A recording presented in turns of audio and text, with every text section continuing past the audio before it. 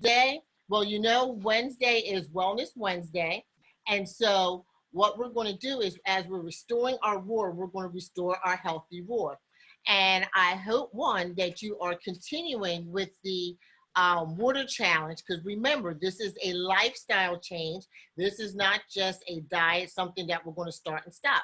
We want to continue on with drinking our water, staying hydrated, getting that glow, and all of those good benefits of drinking water. Um, Today, what we're going to do is we're going to talk about how your mindset plays a very important role in getting well and being healthy. Now, I know for myself, because look, I feel like I'm Oprah, because, you know, she was very transparent on when she had her show about her weight loss. So I've been drinking my water. I have been cutting my sugar. And, but what I had to do was go and really change my mindset about this, because we all have been at a point that we might have tried Weight Watchers, we might have tried this system, that system, and you might say to yourself, you know what? I don't think that I want to do this because I failed before. Do I'm just setting myself up for failure again. And we really have to realize that the battle is won or lost in the mind. So you have to make a decision, and you really have to make a commitment. So it's either, are you interested in getting healthy, or are you committed? And it really goes to, what is your why? Because I can say I'm interested in going to Paris. Oh, that's a great thing. I'm interested in that. But when you say you're committed to it, that's when you're going to take action. And so what I want you to do as a group, whoever's going to be with us for the Restore Your Healthy Roar, are you committed to yourself? And is your why big enough? That's what I want to ask you. So, Dr. Goode. Yeah, I agree with everything you said so far. Like everything starts in the mind. So before we even make a movement, before we do anything, it has to start with a thought. So the way you're thinking about things is definitely going to shape the end result. It's going to shape whether you're successful or not. And like there are certain things that you have to do when you're talking about mindset. The way you think about things, it matters what you feed your mind. So the first thing is feed your mind what you want your life to reflect. So if you really are trying to be healthy, then you need to surround yourself with healthy surroundings. So healthy food, healthy environment, healthy conversations. Everything that you feed your mind is going to produce itself on the outside. Then number two, don't view getting healthy as a punishment. So often we think that we're punishing ourselves. Oh, I can't have this. I can't have that. I am not big on that. I'm like, you have what you want, but you do it in moderation. So when you think about it differently, it'll definitely shape your end result. Again, you will be more successful if you say, okay, I can have what I want. I just can't have the whole bag of chips, or I can't have the whole box of cookies. I'm going to limit myself to what that serving size is on the back of that product. Because once we start reading those labels, it changes our world. So the manufacturers bank on us not reading the labels on the back of our foods and the things we consume. So when you read it and you see that serving size, don't go past the serving size. Right. So that's a good way to just gauge yourself and make sure you're not overdoing it. Number one. And then making sure that you don't go back for seconds. Eat what you're going to eat, and that's going to be it. And then the third point about the mindset I wanted to bring out is that if you fall short, it's okay. We're imperfect. You just jump back on and you start over again. That's the good thing about us waking up every single day. We get a do-over to fix whatever we didn't like about yesterday. Right. And I thought that was great what you just said about reading the labels, Yeah. because sometimes we get, like, let's just say the big sodas, the single size, we think is a single size serving of soda, and it's really two servings, but you're just drinking it thinking that it's one, and you're not doubling the calories because now you've had two servings. And the sugar, doubling the sugar too. And the sugar. Yeah. Yes, yes. And so we really need to be very mindful of that. Now, there's probably some foods that I'm sure you can share with us that we can overdo with just a little bit, like with some vegetables and the sorts of that. But we just have to be mindful of even that, because I know I like grapes. Mm-hmm. Now, so I have to be careful of how many grapes I have. I can't have like 3 servings saying, "Oh, it's a fruit." Right. And also, Because of what the sugar. color grapes are you eating? That's important as well. Oh, So, I do green and red. I okay, mix it up. so it does make a difference, the chemical composition of grapes, just because they don't tell us this, right? So Right. if you're in the store, you see grapes, oh, grapes, I'm gonna get grapes. No, there's it's strategic. If you're trying to gain weight, you can stick to the green grapes. If you're trying to lose weight, you want to do the red grapes. So the chemical composition of the two are different. So red grapes help you with your goal to lose weight. Green grapes make you gain weight. But you still want to do everything in moderation because it's a sweet fruit. But this right here, water has no calories, no sugar. You can have all the water you want. As far as vegetables, as long as you're not seasoning them with heavy seasonings, you can have really all the fruit and vegetables you want. You really can't go wrong. Unless you're diabetic or something, you have to watch your fruit consumption. But if you're just, somebody that's just trying to be healthy, I would rather you have load up on the fruit and vegetables than to drink sodas or eat cupcakes and things like that. It's a better source. It's all about substitution. Instead of eating that unhealthy option, you want to switch over and eat something that's clean, raw, organic, or whole. We call that the crow, like we talked about last week, and avoid that crap, that chemically refined, altered, processed foods that are packaged with salt and sugar and loaded with that to keep it fresh so you even want it. So make sure you're reading the back of your labels. That's major, major. But also make sure you're doing fresh fruit and vegetables. Don't cook everything. So you get the most benefit and nutrients out of your vegetables when you don't cook them. And if you are going to cook them, don't drench them in water. Just Right. put a little bit, because all your vegetables and fruit have water in them anyway. So all of our food has water in it. So I tell people, if you're having a hard time drinking your half your body weight in fluid ounces of water, eat your water. So doing things like watermelon, apples, celery, spinach, kale, those things have water in them. That's why when you go to juice, you don't have to add water to the juice. They already have their natural juices that come from it. Right. And I think that's what was good, what you said about seasoning, because Yeah. sometimes we can cook out all the nutrients Yeah. out of the food. Yeah. So all the food basically is, with the vegetables, is better in its raw state.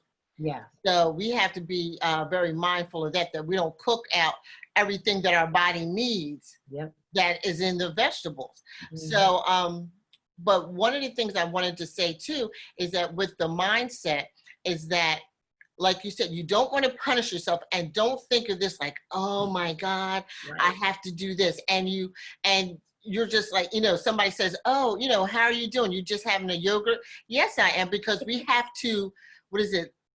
Eat to live, not live to eat. Absolutely. And we get caught up because our society has basically accepted food at everything, whether you're having a baby shower, who's bringing what food, or if you're getting married, if at a funeral, graduation, anywhere. Look, when you're happy, hey, let's go get a cupcake. If you're sad, let me go get some ice cream. Everything revolves around food, but we have to make that decision to change it.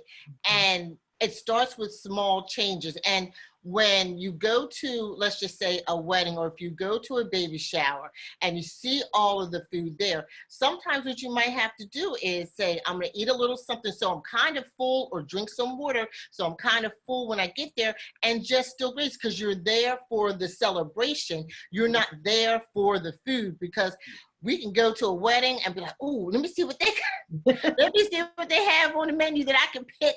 And you're all excited about the food, but that's not what you're there for. You're there for the celebration. And it's all a change of mindset. And if we think of it as a lifestyle, and it's a shift, it's a change, but it's a change to help us live longer, help us to live healthier, and we can walk in that wellness. And it goes back to, what is your why? Now, I know for me, my why isn't to be all like, cute and this and that, but it is because I have young children. My children are 9 and 12. So I want to stay active with them, and actually be more active with them, and live longer, and get off my high blood pressure medicine. That is my big why. So that's what I have to do. Or the choice is going to be, am I going to keep increasing my medicine? That's the choice. And my why is because I am directly predisposed to heart disease because of my dad. So my dad died from a massive heart attack in 2009. He was only 59 years old. So now that directly predisposes myself, my siblings, it predisposes us to heart disease. So I want to make sure I don't get high blood pressure. I'm terrible with taking pills, y'all. Like I don't even take vitamins because I can't remember. Like I'm like, oh, I forgot my vitamins again. It's doing me any no good. So I don't take any pills. I would be horrible if I had to be prescribed a medication I had to take for long term. So I'm just trying to combat all of that as much as possible. I'm 47. I'll be 47 this year. That means I'm only 12 years off from where my dad died, and I'm not ready to go. I have too much work left to do. So, being an American Heart and Stroke Association ambassador, I teach other people. But when I'm teaching other people, I have to make sure that I'm practicing what I'm teaching. And so, even if I'm at those funerals, because funeral food be good, y'all. Just like, where's that fried chicken? I mean, like somebody then cooked for the last good meal for the person that died. That funeral food be good. I have literally packed Ziplocs with fruit and vegetables in my bag because I don't eat meat. So if they have meat in the green beans or anything, I can't eat it. So I've learned to pack myself snacks, nuts and fruit and vegetables in my bag and Ziplocs. That way, if I am hungry, I'm not tempted to just be like, oh, I'm gonna go over there and eat 10 pieces of cake because I'm hungry. Right. So, you can be disciplined that way as well. Learn to carry snacks. That way you don't impulse eat.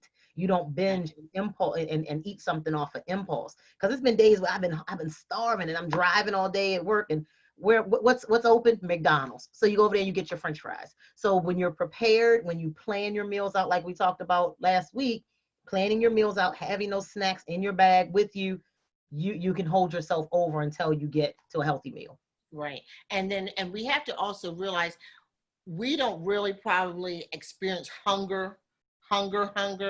Like our pangs could just be, we need some water. Yes. Our pangs could be like, you just got to get a little something, but it's not like, oh my gosh, I'm starving.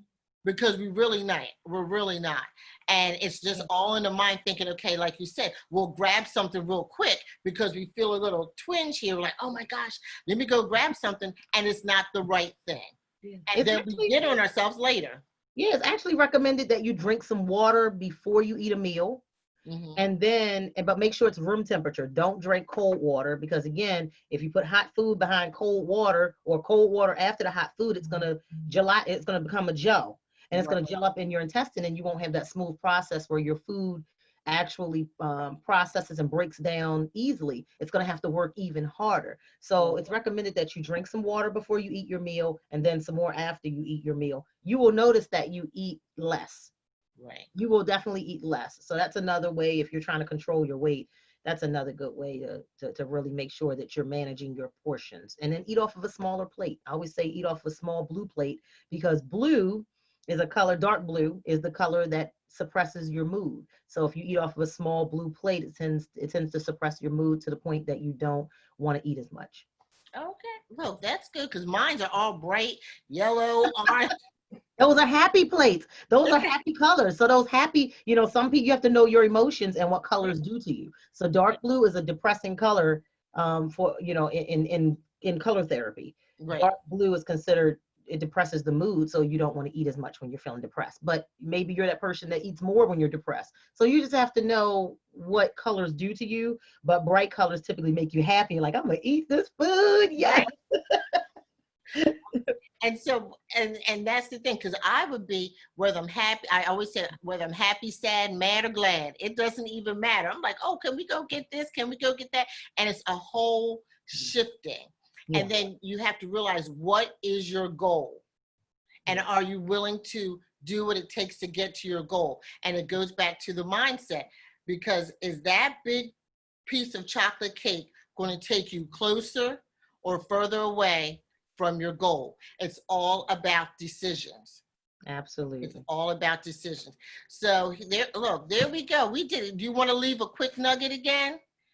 A juicy nugget, again, talking about that mindset. Watch what you feed your mind. Don't sit there and watch a bunch of commercials with all the food and stuff on it, it's gonna have a psychological effect on you. That's why they put food commercials, and you see the pizza, the cheese drizzling all over. Get up and go to the bathroom during those commercials, Right. because it's a psychological effect that the marketers on television have designed to get you to order pizza or order food or want a burger. How many times have you watched a commercial and you're like, oh, now I want a burger? I have a taste for that. Yeah, it's a psychological effect. Chips, whatever. So when you see those food commercials going, get up and move, change, shift your mindset, and go in there eat some celery. Right. Yes. Yes. And just imagine, use the power of the mind. It'll taste Yeah. like whatever you want it to Yes. taste like. So thank you, Dr. Goode, for being with us. And we will be back next week. And I just want to let you know that a Restore Your Healthy Roar journal is coming just for this. So I'm excited about that. Yes. So Dr. Goode, we will see you next week.